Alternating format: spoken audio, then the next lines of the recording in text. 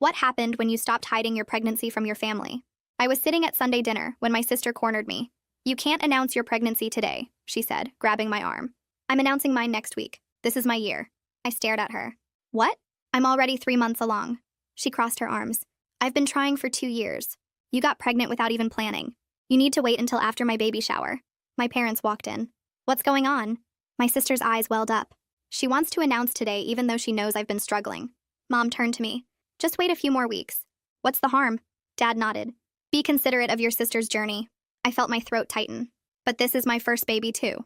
Exactly, my sister said. You'll have other chances. I might not. Don't steal my thunder. Against my better judgment, I agreed. She started texting me daily reminders. Remember our agreement. No social media. No telling extended family. She banned me from family events. You're showing. Skip cousin Maria's wedding. I had to lie when friends asked why I wasn't drinking. Just on antibiotics, I'd say, hating every word. She scheduled her announcement for my birthday week. I need the spotlight right now, she said. My parents backed her up. She's fragile. Be the bigger person. Then she moved the goalpost. Actually, wait until after my gender reveal. Then again. After my shower. Your pregnancy might trigger my anxiety and affect my baby. I tried to comply. Hid morning sickness at work. Running to the bathroom between meetings. Missed my best friend's bachelorette party because I couldn't explain why I couldn't drink champagne. Wore baggy sweaters in August, sweating through family gatherings. 3 weeks passed. Now 15 weeks, my belly was obvious. You're making it too obvious, my sister complained. Try harder. My husband was furious. This is our baby. Why are we hiding? I had to skip the prenatal yoga class where her friends went. Declined a work promotion that required travel because I couldn't disclose my pregnancy to HR. She posted constantly about her fertility journey while I stayed silent. After she announced, she still demanded I wait. 2 more weeks, after my baby shower.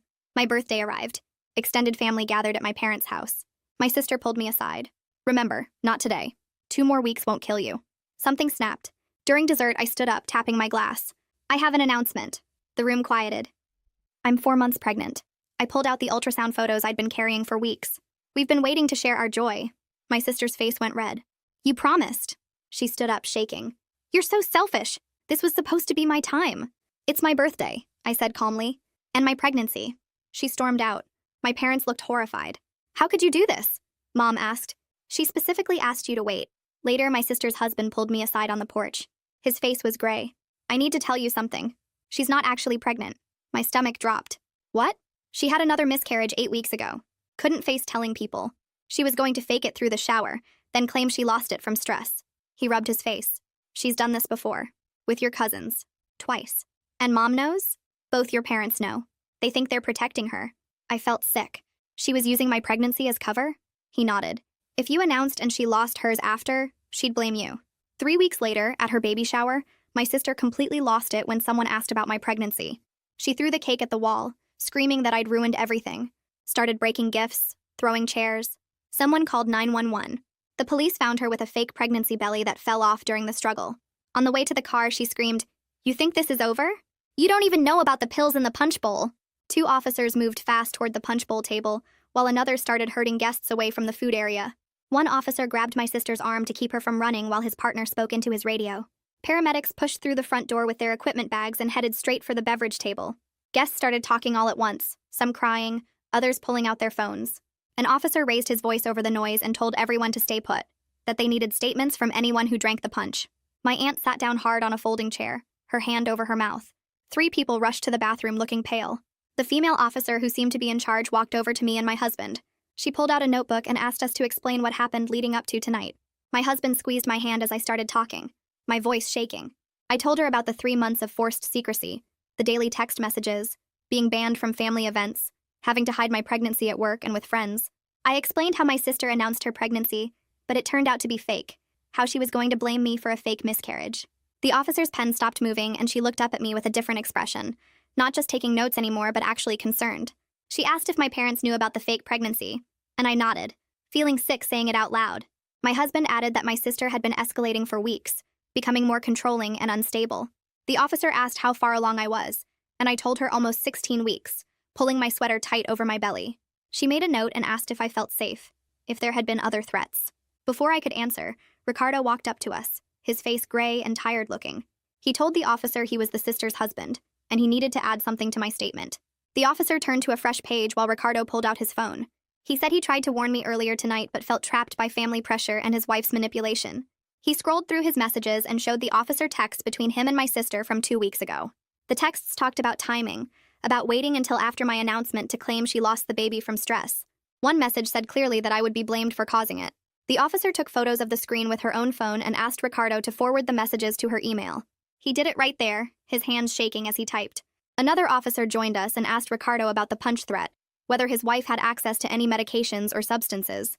Ricardo said she had anxiety medication, but he didn't think she actually did anything to the punch, that she was just trying to scare people and get attention. Over by the beverage table, a paramedic in blue gloves dipped a test strip into the punch bowl and waited. He shook his head and spoke to his partner, who wrote something on a clipboard. They poured punch into small sample containers anyway, sealing and labeling each one. The lead paramedic announced that the initial test showed nothing dangerous, but they were taking samples for the lab, and anyone who drank from the bowl should get checked out as a safety measure. My cousin and her husband went over to the paramedics, and I saw them getting their blood pressure taken. My mom pushed through the crowd toward the officers, my dad right behind her. Mom's makeup was running down her face, and she grabbed the female officer's arm. She said they needed to take their daughter home, that she would get her help privately, that this was just a mental health crisis that didn't need police involvement. The officer gently removed my mom's hand from her arm and explained that wasn't possible. She said my sister had a violent outburst in front of multiple witnesses, destroyed property, made threats about poisoning people, and showed signs of a serious mental health episode. The officer told my parents that my sister was placed on a 72-hour psychiatric hold for evaluation at the hospital. My mom started crying harder, begging them to please just let her take her daughter home. Dad put his arm around Mom but looked at the officer and asked if there was really no other option. The officer said this was for everyone's safety, including my sister's safety, and that the hospital would do a full evaluation. Mom turned to me then, her eyes red and angry. She said this was my fault, that if I had just waited like my sister asked, none of this would have happened. My husband stepped between us and told my mom to back off, that I didn't cause any of this. Dad pulled Mom away before the officer had to intervene. 2 officers brought my sister out from wherever they had taken her, one on each side holding her arms. She was still screaming, her voice raw and broken. She yelled that I ruined her life, that I stole her moment, that everyone would have been happy if I had just stayed quiet. The fake pregnancy belly was gone now, and her dress hung loose around her middle. Paramedics walked beside them with a gurney ready. My sister saw me watching and screamed louder, calling me selfish and cruel. Part of me felt guilty despite everything, like maybe I really had pushed her too far. My husband leaned close to my ear and said, I didn't cause this, that I just stopped hiding it. He said she did this to herself with months of manipulation and lies. They got my sister onto the gurney and strapped her down because she kept trying to sit up. She turned her head toward me one last time before they loaded her into the ambulance. The doors closed and the ambulance pulled away without sirens, just lights flashing red and blue across the yard. Guests started leaving quickly after that, nobody making eye contact or saying goodbye. We gave the officer our contact information, and she said someone might follow up in a few days. My husband guided me to our car with his hand on my lower back. We got in and he started driving, neither of us saying anything for the first 10 minutes. My hands wouldn't stop shaking in my lap no matter how hard I pressed them together. I kept thinking about how close I came to staying silent forever, to letting her control my whole pregnancy. My husband reached over and held my hand without taking his eyes off the road. When we got home, I went straight to bed but couldn't sleep, just stared at the ceiling replaying everything. The next morning, my phone started buzzing before 7. Text after text, call after call, voicemails piling up. I scrolled through them with my coffee getting cold on the counter. Some family members were supportive, saying they always knew something was off about my sister's behavior. Others were mad at me for causing a scene at what was supposed to be a celebration. My dad's sister sent a long message about how I should have been more understanding of my sister's fertility struggles. Cousin Maria, whose wedding I had to skip, sent a short text saying she wished I had told her the truth back then. A few people just seemed confused, asking what was real and what wasn't, whether my sister was actually ever pregnant. I didn't respond to any of them, just let the messages pile up. Around noon, Ricardo called and asked if he could come over to talk. He said he needed to tell me everything about the pattern of behavior I didn't know about. I told him yes and gave him our address. He showed up an hour later looking like he hadn't slept, his shirt wrinkled and his eyes tired.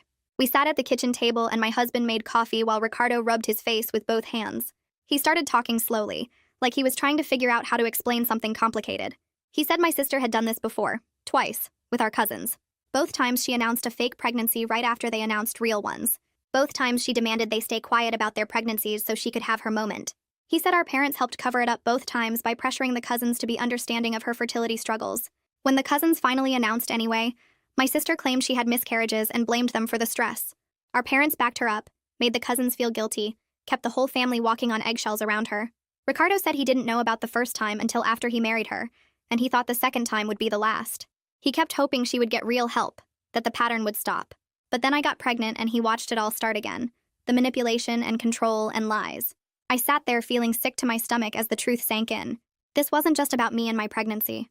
My sister had done this twice before, used other people's real pregnancies as cover for her fake ones, blamed them when everything fell apart. Our parents knew and helped her do it. Ricardo looked exhausted as he explained how he stayed all these years hoping she would finally get real help.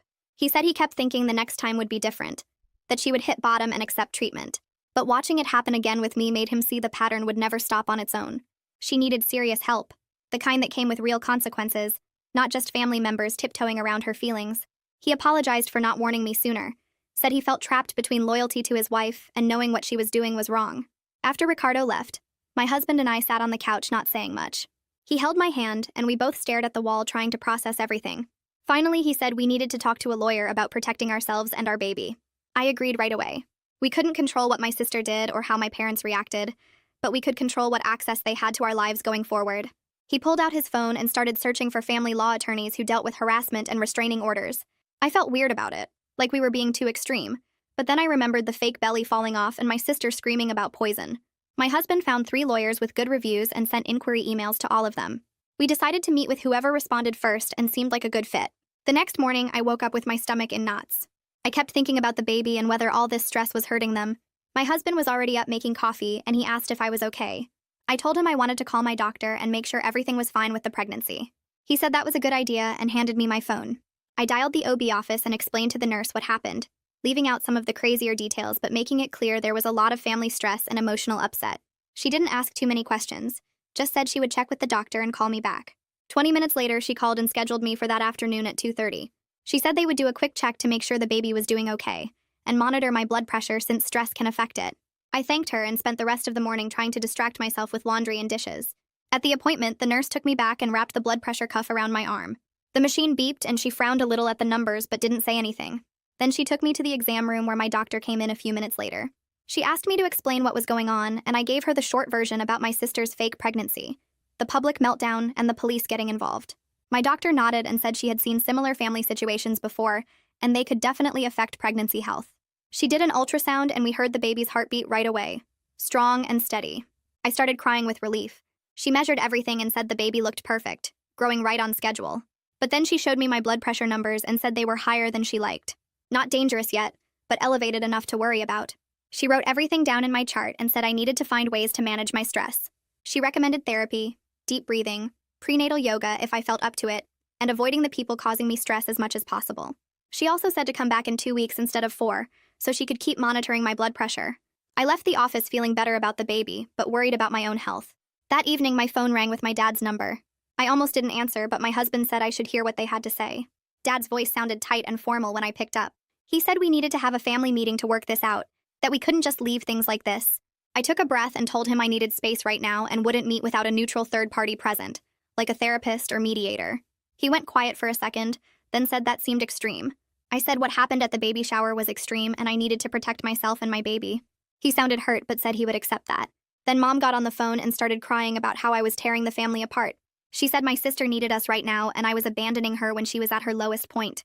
I felt my blood pressure rising and told Mom I had to go. She kept talking, but I ended the call. My hands shook as I set the phone down. Over the next few days, I went through my social media and started blocking people. First, I blocked my sister on everything. Then I blocked the family members who had sent me nasty messages calling me selfish or saying I should have just waited. My husband sat next to me with a notebook, and we made a timeline of everything that happened, starting from that first Sunday dinner when my sister told me not to announce. We wrote down dates and times as best we could remember. We took screenshots of all her text messages telling me to stay quiet, to skip events, to wait longer. My husband found the messages between him and me where I talked about how stressed I was from hiding the pregnancy. We organized everything into a folder on the computer with dates and labels. It took hours, but by the end we had a clear record of months of manipulation and control.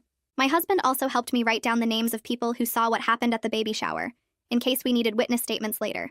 It felt strange to be documenting my own family like this, but the lawyer emails had mentioned we would need evidence. My best friend called on the 3rd day. She said she heard what happened from someone who was at the baby shower.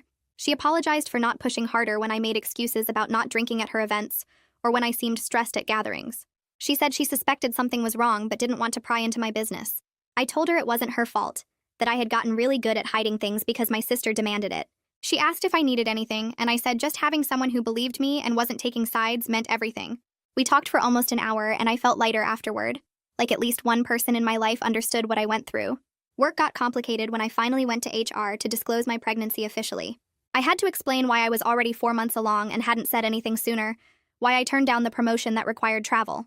The HR woman listened with a concerned expression and said she understood family situations could be difficult.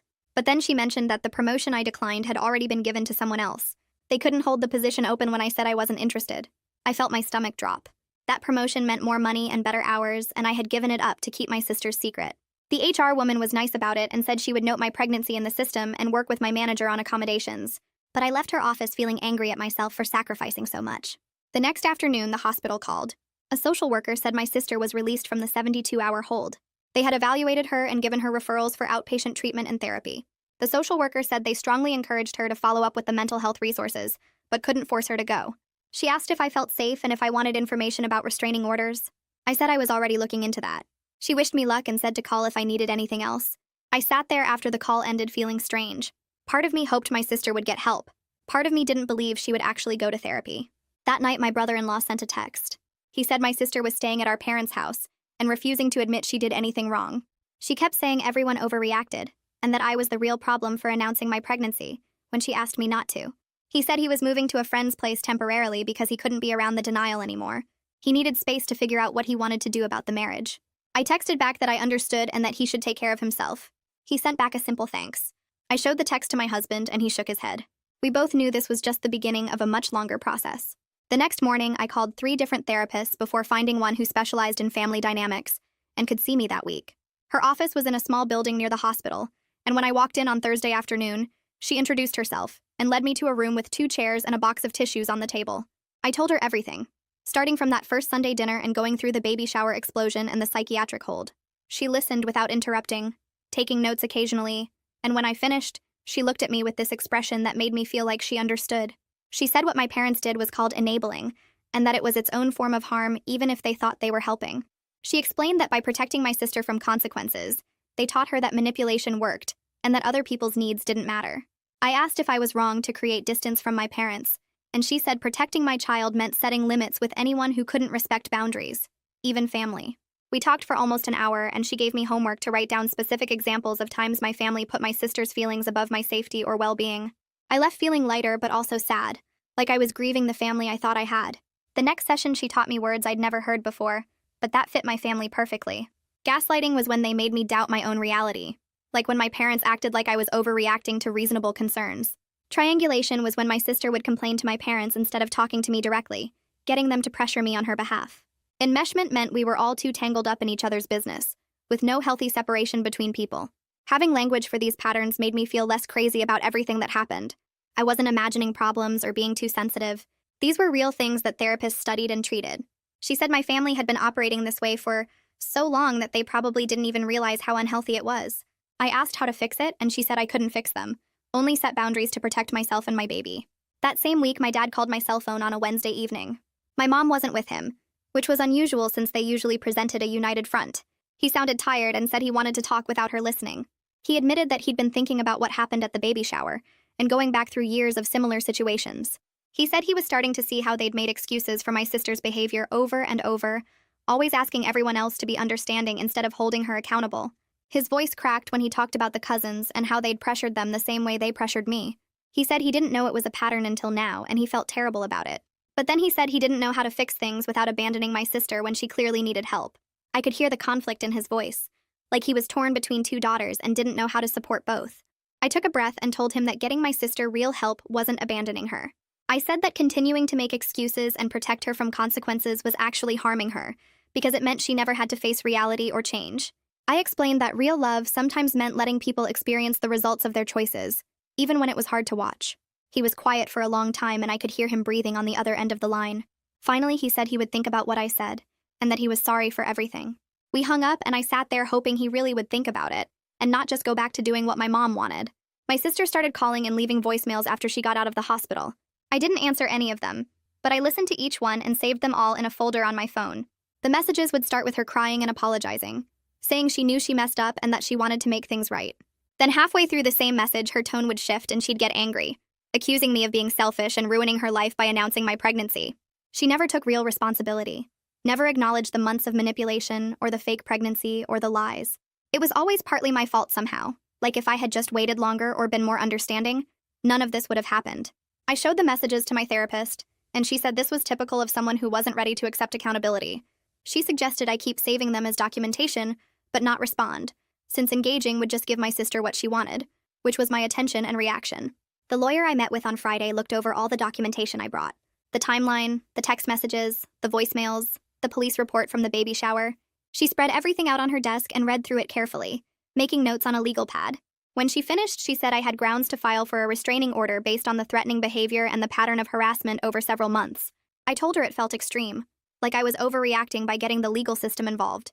She looked at me seriously and said my sister's behavior had been getting worse, not better, and that the punch poisoning threat showed an escalation that shouldn't be ignored. She explained that restraining orders weren't about punishment, they were about safety and clear boundaries. She said we could file the paperwork next week if I decided to move forward, and that the temporary order would go into effect immediately while we waited for a hearing. I said I needed to talk to my husband first, and she understood. That weekend, my husband and I sat at the kitchen table with a notebook and drafted a written statement of our boundaries. We wrote down exactly what we needed from my parents if they wanted to be part of our lives and meet their grandchild. No more keeping secrets or hiding things to protect my sister. No more triangulation where they passed messages back and forth instead of people talking directly. No contact with my sister until she completed real treatment and made genuine amends that showed she understood what she did wrong. We practiced saying no to unreasonable requests, taking turns playing the parent who would push back or make excuses. It felt silly at first, but my husband said we needed to be ready because my parents would test the boundaries as soon as we set them. We agreed that if they violated the agreement, we would reduce contact further, maybe down to just phone calls or supervised visits only. On Sunday, I sat down and wrote an email to my extended family. I kept it brief and factual, explaining that there had been a situation at my sister's baby shower involving a mental health crisis and police intervention. I said that my sister had not actually been pregnant and had been struggling with some serious issues that our family was working to address. I asked everyone to respect my privacy and not share details on social media or gossip about what happened. I said I appreciated their support during my pregnancy and looked forward to introducing them to the baby when things settled down. I hit send and watched the responses come in over the next few hours. Most people were supportive and kind, saying they had no idea things were that bad and offering to help however they could. A few relatives sent messages telling me I should forgive and move on. That family was family, and I needed to be the bigger person. I didn't respond to those messages, just archived them and moved on. Tuesday afternoon, Ricardo sent me a text saying he was officially moving out and had filed paperwork for legal separation. He said he couldn't stay in a marriage where his wife refused to see reality or get genuine help. He'd tried for years to support her through the fertility struggles and the mental health issues, but the fake pregnancy and baby shower disaster was the final breaking point. He said he felt sad about it but also relieved, like he could finally breathe again without walking on eggshells. I texted back that I understood his decision completely and didn't blame him at all. I said I hoped he would take care of himself and that he deserved to be happy. He sent back a simple thank you with a heart emoji. My next prenatal appointment was on Thursday morning, and I brought copies of all the documentation with me. I told my doctor about the restraining order plans and asked if there was anything we needed to do to protect my privacy at the hospital when I went into labor. She didn't seem surprised at all and said this happened more often than people realized. She made a note in my file about security concerns and said the hospital had protocols to prevent unauthorized visitors from accessing patient information or getting into labor and delivery rooms. She said when I came in to give birth, I should tell the intake staff right away that I had security concerns, and they would put a code on my chart that would alert all staff. She also said I could provide a list of approved visitors, and anyone not on that list would be turned away no matter what they claimed. I felt better knowing there was a plan in place, even though I hated that it was necessary. I felt better knowing there was a plan in place, even though I hated that it was necessary. A week later, my phone rang with an unknown number. I almost didn't answer, but something made me pick up. It was my therapist's office manager asking if I'd be willing to participate in a family session. My parents had reached out requesting mediation and wanted to know if I'd consider one meeting with clear ground rules. My sister wouldn't attend. I told her I needed to think about it and hung up. That night, my husband and I sat on the couch discussing whether this was a good idea or just another way for my parents to manipulate me into backing down. He reminded me that we'd set boundaries for a reason and that any meeting needed to respect those boundaries completely. We agreed that if we did this, we'd walk out the second anyone started making excuses or trying to gaslight me about what happened. I called the therapist's office the next morning and said yes to one session. We scheduled it for the following Thursday at 3 in the afternoon. My therapist would be there to keep things on track and make sure the conversation stayed productive instead of turning into another round of blame and deflection. I spent the days leading up to the meeting feeling anxious and preparing myself for disappointment. My husband took the afternoon off work to come with me for moral support. We drove to the therapist's office in silence, both of us tense about what might happen. The waiting room felt too small when we walked in and saw my parents already sitting there. My dad stood up when he saw me but didn't try to hug me. My mom's eyes were red like she'd been crying. We all followed the therapist into her office and sat down in a circle of chairs. The therapist started by reviewing the ground rules. Everyone would get a chance to speak without interruption. No name-calling or personal attacks. If anyone felt unsafe or disrespected, they could leave at any time. My parents both nodded their agreement. The therapist asked me to start by explaining how I felt about everything that had happened. I took a deep breath and began talking about the months of forced secrecy, the lies I had to tell, the opportunities I missed because I couldn't be honest about my pregnancy. My voice stayed calm, but my hands were shaking. I talked about finding out my sister wasn't actually pregnant and realizing my parents knew the whole time. I explained how betrayed I felt that they chose to protect her manipulation instead of supporting my real pregnancy. My mom started to interrupt, but the therapist held up her hand. When I finished, there was a long silence. My dad's face looked gray and he was staring at his hands. My mom was crying quietly into a tissue. The therapist asked them what they heard me say. My dad spoke first, his voice rough. He said he never realized how much pressure they'd put on me or how wrong it was to ask me to hide something so important. He said they were so focused on protecting my sister from another breakdown that they didn't see how they were hurting me. His eyes filled with tears, and he looked directly at me for the first time. He apologized for making me feel like my pregnancy didn't matter as much as my sister's feelings. My mom struggled more with taking responsibility. She kept trying to explain their reasoning and justify their choices. The therapist gently redirected her several times, asking her to focus on how her actions affected me, rather than defending why she did them. Eventually, my mom admitted that she knew it was wrong but felt trapped between her two daughters. She said she was scared of what my sister might do if they didn't support her story. I told them that I understood they were scared, but that enabling my sister's behavior wasn't actually helping her. It was just teaching her that she could manipulate people without consequences. My husband spoke up then, saying that we needed to know this wouldn't happen again. We needed clear boundaries and agreements about how our family would function going forward. The therapist suggested we work on creating a written agreement that everyone could sign. Over the next hour, we drafted a document outlining specific expectations. My parents would attend a support group for families dealing with mental health issues. They would stop making excuses for my sister's behavior to extended family, or trying to minimize what happened. They would respect our boundaries about contact and information sharing. If my sister tried to use them as messengers or manipulate them into pressuring us, they would shut it down immediately. Most importantly, they would not share any information about me, my pregnancy, or my baby with my sister, without my explicit permission. We all signed the document and the therapist made copies for everyone. She reminded my parents that rebuilding trust takes time and consistent action. One good conversation didn't erase months of hurt. My dad nodded seriously and said he understood. My mom looked uncomfortable but agreed. As we left the office, my dad asked if he could hug me. I hesitated but then let him. It felt awkward and sad, but also like maybe a tiny first step. Over the next few weeks, I watched to see if my parents would actually follow through. My mom called me 3 days after the meeting, and I could hear the frustration in her voice. She said the boundaries felt like punishment and that I was being too harsh. She didn't understand why I couldn't just forgive and move on now that we'd talked about it. I felt that familiar guilt rising in my chest but pushed it down. I reminded her that consequences weren't punishment. They were just the natural result of broken trust. I told her I loved her, but I needed to protect myself and my baby. She got quiet and then said she'd try to understand. I had a therapy session the next day and told my therapist about the conversation. She helped me see that my mom's resistance was normal and didn't mean I was doing anything wrong. She explained that people who've never had to respect boundaries often experience them as rejection at first. It would take time for my mom to adjust to this new dynamic. The therapist encouraged me to stay consistent and not back down just because my mom was uncomfortable. 2 weeks after the mediated session, I started attending a prenatal yoga class at a studio across town from where my sister's friends went. Walking into that first class felt like entering a different world. The other women were all at various stages of pregnancy, talking and laughing about normal pregnancy stuff. No drama, no manipulation, just people excited about their babies. I introduced myself and immediately felt welcomed. During the class, I met 3 women who were due around the same time as me. After class, we stood in the parking lot talking about nursery colors and baby name ideas. One woman named Jessica was having trouble deciding between 2 paint colors and pulled up photos on her phone to show us. Another woman named Amber complained about her swollen ankles and we all commiserated. It felt so good to just be a normal pregnant person having normal conversations. We exchanged phone numbers and made plans to meet for coffee the following week. On Sunday, I went to my parents' house for dinner, feeling nervous but wanting to give them a chance to show they could respect boundaries. I walked in and immediately saw my sister sitting at the kitchen table. My stomach dropped. She looked up at me with this expression I couldn't read. My mom started to say something, but I was already turning toward the door. I grabbed my purse and keys without saying a word. My dad came after me and asked me to wait. I turned around and told him we had an agreement. He looked upset but nodded and went back inside. Through the window, I saw him talking to my sister, and then she stood up and grabbed her bag. She left through the front door, shooting me an angry look as she passed my car. My dad came back out and apologized. He said my mom had invited her without telling him, and he should have checked before I arrived.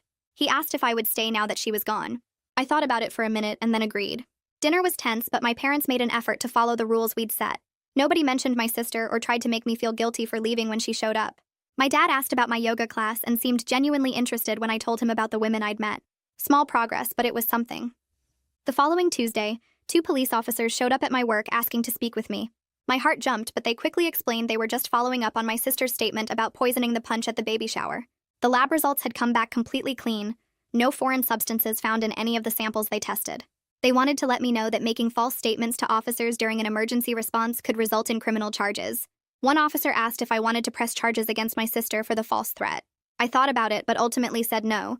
I just wanted it documented in case she tried something else in the future. They said they understood and would add it to their report. The whole conversation took maybe 15 minutes but left me shaky for the rest of the afternoon. That week at work, my manager called me into her office to discuss my modified duties and maternity leave plan. She'd gotten approval from HR for me to work from home 2 days a week starting at 30 weeks pregnant.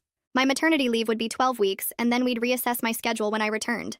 She mentioned casually that future promotions might be delayed since I'd be out for several months, and the company needed people who could commit to travel and longer hours. It wasn't what I wanted to hear, but at least she was being honest instead of pretending everything would be the same. I thanked her for working with me and left her office feeling grateful I still had a job, even if the career trajectory had shifted. That weekend, my husband and I spent 2 full days working on the nursery. We painted the walls a soft yellow that looked like morning sunlight. My husband assembled the crib while I put together the changing table, both of us reading instructions and occasionally getting frustrated when pieces didn't fit right. We hung curtains with little stars on them and arranged stuffed animals on shelves. By Sunday evening, the room looked like an actual baby would live there soon. Standing in the doorway looking at what we'd created together, I felt this wave of peace. All the family drama faded into background noise for a moment. This was what mattered. This room, this baby, this life we were building. My husband came up behind me and put his arms around my growing belly. Neither of us said anything, just stood there together looking at our daughter's future room. On Monday afternoon, Ricardo stopped by our house carrying 2 large shopping bags. He looked different from the last time I'd seen him, less tense somehow. He explained that he'd bought all these baby gifts months ago, when he still thought his marriage might survive. He couldn't return them and didn't want to keep them as reminders, so he wanted us to have them. Inside the bags were adorable onesies, soft blankets, and a musical mobile with little clouds and stars. We invited him in for coffee, and he told us about starting therapy, and finally grieving the marriage he thought he had. He said his therapist was helping him understand that he'd been enabling my sister's behavior just like my parents had. He talked about learning to set boundaries and prioritize his own mental health. He seemed sad, but also more at peace than I'd ever seen him. Before he left, he hugged me carefully and said he was glad I stood up for myself, even though it blew everything apart. He said sometimes things need to break completely before they can be rebuilt the right way. The weeks passed, and I hit 24 weeks pregnant. The baby started moving regularly, little flutters and kicks that reminded me what actually mattered when family drama tried to pull me back in. During a tense phone call with my mom, I put my hand on my belly and felt a strong kick, which helped me stay calm and stick to my boundaries instead of giving in like I used to. Every time I felt that movement, I remembered I was protecting this little person, not just myself. My dad called one Tuesday evening and sounded different somehow. He told me he'd joined a support group for families dealing with mental illness and personality disorders, meeting every Thursday at a community center downtown. Over the next few weeks, I noticed the change in how he talked about everything. He stopped making excuses and started using phrases about healthy boundaries and not enabling destructive behavior. He said the group taught him that real love sometimes means letting people face the results of their choices instead of protecting them from everything. It was strange hearing him talk this way after years of him telling me to just go along with whatever my sister wanted. My mom tried to apologize during Sunday dinner at their house, but it came out awkward and defensive. She said she knew she could have handled things better and that she was sorry I got hurt. Then she immediately started explaining why she made the choices she did and how she was just trying to protect everyone. I felt disappointed because I wanted her to actually take responsibility without the justifications attached. My therapist said later that it was still progress for someone who'd never admitted any fault before, and I should recognize the small step even if it wasn't everything I hoped for. The restraining order hearing happened on a cold morning in late October. My husband and I sat in the courtroom with our lawyer while the judge reviewed all the documentation we'd submitted. The police reports, the threatening statements, the pattern of harassment, everything laid out in black and white. My sister didn't show up to contest it, which her lawyer said meant she was starting to accept some reality about the situation. The judge granted a temporary order for 6 months with options to extend if needed. Walking out of the courthouse, I felt relieved but also sad that it had come to this point with my own sister. At 28 weeks, I had my growth ultrasound to make sure the baby was developing properly despite all the stress. The technician moved the wand across my belly, taking measurements and checking different organs. Everything looked perfect, right on track for size and development. My husband stood next to me watching the screen, and when the technician showed us the baby's face in profile, he started crying. He squeezed my hand and whispered that we were really going to be parents soon. The technician printed extra photos for us, and we stuck them on the fridge when we got home. A week later, my parents called and asked if they could help with baby preparations. My dad said they wanted to buy the crib and changing table as a gift, staying within the boundaries we'd set about respecting our space and decisions. I talked it over with my husband, and we agreed to accept cautiously. It felt like they were trying to rebuild trust through actions instead of just saying sorry, which my therapist had said was important to watch for. We went shopping together on a Saturday, keeping conversation light and focused on baby furniture instead of family drama. They bought a solid wood crib that converted to a toddler bed and a changing table with lots of storage. My sister sent a letter through her therapist in early November. The envelope arrived at our house with her therapist's return address, and I opened it carefully. She asked if we could talk and said she was working on herself in treatment. It sounded more genuine than her previous attempts, but then her therapist called my therapist privately to say my sister still wasn't taking full responsibility and might not be ready for direct contact. I decided to wait, putting the letter in a folder with all the other documentation. My therapist supported this choice, saying I didn't owe my sister access to me just because she'd written a letter. By 32 weeks, I was getting physically uncomfortable in ways that actually helped me focus less on family problems. My back ached constantly. My feet swelled up by evening, and I couldn't sleep more than 2 hours without needing to pee. My husband took over most of the household tasks without me asking, doing laundry and cooking dinner and cleaning the bathroom. He'd rub my feet at night while we watched TV, and I felt grateful to have a partner who just helped instead of keeping score. The physical discomfort made everything else seem less important somehow. Getting through each day took enough energy that I didn't have much left over for worrying about my sister or my parents. My best friend threw me a baby shower in mid-November, keeping it small and carefully planned with just 8 close friends who knew the whole situation. She decorated her living room with simple yellow and gray decorations, served lunch, and organized games that weren't too cheesy. My mom attended and behaved appropriately the entire time, bringing a gift and chatting politely with my friends without trying to take over or make everything about her. She left when the party ended instead of lingering, which felt like another small step toward rebuilding trust. I opened gifts and ate cake and laughed with friends, feeling almost normal for a few hours. At work, colleagues started asking about my plans to return after maternity leave. My manager wanted to know if I'd come back full-time or part-time, and HR needed forms filled out about insurance coverage during my absence. Answering their questions made me realize I might want to look for a different job eventually. The whole promotion situation had left a bitter taste, and I wanted a fresh start somewhere that actually valued work-life balance instead of just talking about it. I started browsing job listings during my lunch breaks, not actively applying yet, but seeing what was out there for after I came back from leave. 2 weeks later, Ricardo called and asked if he could stop by. He showed up at our door looking different somehow, lighter in the shoulders and eyes. He came inside and sat at our kitchen table while I made tea. His separation papers were finalized the week before, and he wanted to tell me in person instead of through text. He looked down at his hands and said he'd actually started seeing someone new, a woman from his support group who knew the whole situation with my sister. She understood what he'd been through and didn't judge him for staying as long as he did. I smiled and told him I was happy he was moving forward with his life. He squeezed my shoulder on his way out and said he hoped my sister would get real help someday, but he couldn't wait around for it anymore. At 36 weeks pregnant, I had my hospital pre-registration appointment on a Tuesday morning. My husband came with me, and we sat in a small office while a nurse went through all the paperwork. I made sure to mention the restraining order against my sister and asked them to put security notes in my file. The nurse nodded and typed something into her computer, then explained that they took these situations seriously and had protocols to protect patient privacy during labor and delivery.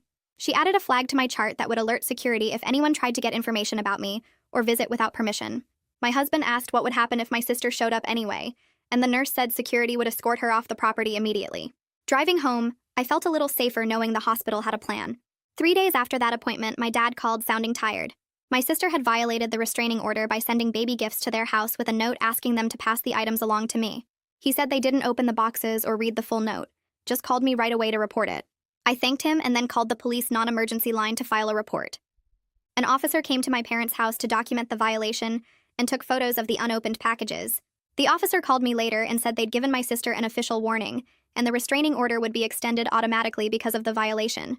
Hanging up the phone, I felt sad that it had come to this, but knew it was necessary to protect my family. My mom called the next evening and told me about their support group meeting from that week. She said they'd been working on setting their own boundaries with my sister instead of just asking me to accommodate her. They told my sister they wouldn't discuss me or my pregnancy with her anymore, and wouldn't pass along any messages or gifts. My mom's voice shook when she said it was the first time they'd actually followed through on consequences instead of just talking about them. I told her I was proud of them for taking that step. 3 weeks passed and I hit 39 weeks pregnant. I woke up at 2 in the morning with contractions that felt different from the practice ones I'd been having. My husband timed them for an hour and they were coming every 7 minutes. We grabbed the hospital bag we'd packed 2 weeks earlier and headed to the car. On the drive there, my husband called my parents to let them know I was in labor. My dad answered on the second ring and asked if they could come to the hospital. I took the phone and told them yes, but only after the baby was born and only for a short visit. My dad agreed without arguing and said they'd wait for our call. Labor was long and harder than I expected. The contractions got stronger and closer together as the hours passed. My husband held my hand and brought me ice chips and reminded me to breathe through each wave of pain. The nurses checked on me regularly, and the doctor came in twice to monitor my progress. 14 hours after we arrived at the hospital, I started pushing. 30 minutes later, our daughter arrived screaming and red-faced and absolutely perfect. The nurse placed her on my chest and I looked down at her tiny face. She weighed 7 pounds and 3 ounces. Holding her for the first time, I felt completely certain that every boundary I'd set and every difficult conversation had been worth it to protect her. My husband cut the umbilical cord with shaking hands and then leaned down to kiss both of us. The next day, my parents came to visit after we called them. They arrived exactly when we told them to and brought a small stuffed elephant as a gift. My mom washed her hands 3 times before I let her hold the baby. She sat in the chair by the window and cradled my daughter carefully, tears running down her face. My dad stood next to her and touched the baby's tiny hand with one finger. They stayed for exactly 30 minutes like we'd agreed, and didn't try to take extra time or give us advice we didn't ask for. When they left, my mom hugged me and whispered that she was trying to do better. Hospital security never had any incidents with my sister during our stay. The nurses checked my wristband every time they came in the room, and security did rounds past our door regularly. We were discharged after 2 days with a healthy baby and clear instructions for follow-up appointments. Driving home felt strange and surreal, like we were finally starting the life we should have been celebrating all along. My husband drove 10 miles under the speed limit the whole way, while I sat in the back next to the car seat. The first few weeks home were exhausting in all the normal new parent ways. My daughter woke up every 2 hours to eat, and I felt like I was living in a fog of sleeplessness. My husband and I took turns with night feedings and diaper changes, trading off so we could each get a few hours of uninterrupted sleep. My parents offered to bring meals, and they showed up twice a week with containers of soup and casseroles, staying just long enough to drop off the food and peek at the baby without trying to overstay or give advice we didn't want. 6 weeks after the birth, another letter arrived from my sister's treatment program. I opened it carefully and read through 3 pages of handwriting. This time she wrote about the manipulation and control she'd used during my pregnancy and how wrong it had been. She acknowledged that she'd tried to make my joy about her pain and said her therapist was helping her understand why she did that. The letter didn't ask for anything or demand that I respond. Her therapist called my therapist the same week and said my sister was making real progress, but still had significant work to do before direct contact would be healthy for either of us. I started seeing a postpartum therapist when my daughter was 3 weeks old. The first appointment felt strange because I was talking about my sister's breakdown while holding a sleeping baby against my chest. The therapist asked me to explain the whole situation from the beginning, and I spent 40 minutes walking through the fake pregnancy and the months of forced silence and the baby shower explosion. She took notes and nodded, and when I finished, she said something that surprised me. She told me I could feel compassion for my sister's pain without accepting her behavior or putting my family at risk. That separation had never occurred to me before because my parents always treated the two things as connected. Like if I understood my sister's struggles, then I had to tolerate whatever she did. The therapist helped me see that protecting my daughter from unstable behavior was different from punishing my sister for being sick. We worked on this idea over several sessions, and it helped me feel less guilty about the boundaries I'd set. My brother-in-law stopped by when the baby was 5 weeks old. He knocked on the door holding a wrapped gift box and looking nervous like he wasn't sure if he was welcome. I invited him in, and he washed his hands 3 times before I let him hold my daughter. He sat on the couch with her tiny body cradled carefully in his arms and stared down at her face for a long time without saying anything. When he finally looked up at me, his eyes were wet. He handed me the gift, which turned out to be a soft yellow blanket with elephants on it. We sat in the kitchen drinking coffee while the baby slept in her swing, and he told me he was grateful I'd stood up to the family patterns. He said watching me set boundaries had given him permission to do the same thing and leave his marriage. He'd spent years thinking he had to stay and fix everything, but seeing me choose my own family's safety helped him realize he could make that choice too. At my 6-week checkup, the nurse took my blood pressure twice because she wanted to make sure the reading was accurate. It came back normal both times, which felt like a huge relief after months of elevated numbers. My doctor examined me and said everything looked good, and I was cleared for regular activities. She asked how I was managing with the stress of everything that had happened, and I told her about the therapy and the boundaries and how my parents were actually trying. She smiled and said she was impressed with how I'd handled such a difficult situation. Then she asked if she could use my story without my name when teaching medical students about the importance of family boundaries during pregnancy. I said yes because if my mess could help someone else, then at least it served some purpose. I went back to work part-time when my daughter was 10 weeks old. My manager called me into her office on my first day back and I thought I was in trouble for something.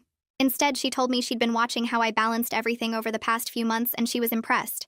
She said the promotion was already filled, but she wanted me to know there would be other opportunities. It felt better than I expected, even though part of me still felt bitter about what I'd missed. I started interviewing at other companies during my lunch breaks, looking for places with better family leave policies and more flexibility. My parents kept going to their support group every week, even when my sister called them crying and begging them to stop. My dad told me over the phone one night that the group had taught him something important. He said sometimes the most loving thing you can do is let people face the consequences of their choices, instead of protecting them from reality. I could hear how hard it was for him to say that out loud. My mom was still struggling more with the boundaries, but she was trying, and that mattered. My sister finished her treatment program in November. Another letter arrived, but this one felt different when I opened it. She wrote 3 pages acknowledging specific things she'd done wrong during my pregnancy. She talked about the manipulation and the control, and how she'd used my joy as a weapon against me. She said she understood why I needed space and she wasn't asking me to forgive her or contact her. She just wanted me to know she was working on herself and taking responsibility. It was the first letter that didn't feel like it had strings attached. I put it in the folder with all the other documents from the past year and told my therapist about it at our next session. She said it sounded like real progress, but reminded me that I didn't owe my sister anything just because she was doing better. I wasn't ready for direct contact and maybe I never would be, and that was okay. We hosted a small Christmas gathering when my daughter was almost 3 months old. My parents came over with my husband's parents and his sister's family. Everyone followed the rules we'd set about staying for only 2 hours and not giving advice we didn't ask for. My mom held the baby and cried a little, but in a happy way this time. My dad played with my husband's nephew and looked more relaxed than I'd seen him in months. We ate dinner around our small table and nobody brought up my sister or asked when I was going to forgive her. It wasn't the big, loud, chaotic family Christmas I'd grown up with, but it felt peaceful and honest. After everyone left, my husband and I cleaned up together and agreed that this felt more valuable than what we'd lost. Late one night, I was feeding my daughter at 3 in the morning while the house was dark and quiet. She made little sucking noises and her tiny hand wrapped around my finger. I looked down at her peaceful face and felt this wave of gratitude wash over me for all the hard choices that had brought us here. My family wasn't perfect or completely healed, and maybe it never would be. But we had clear boundaries now and honest communication and a foundation built on respect instead of manipulation. My daughter would grow up knowing that love didn't mean accepting bad behavior. She'd see her grandmother and grandfather working on themselves and trying to do better. She'd learn that sometimes protecting yourself and the people you love means making choices that feel hard in the moment, but create safety in the long run. I kissed the top of her head and felt certain that everything I'd been through was worth it to give her this different kind of family.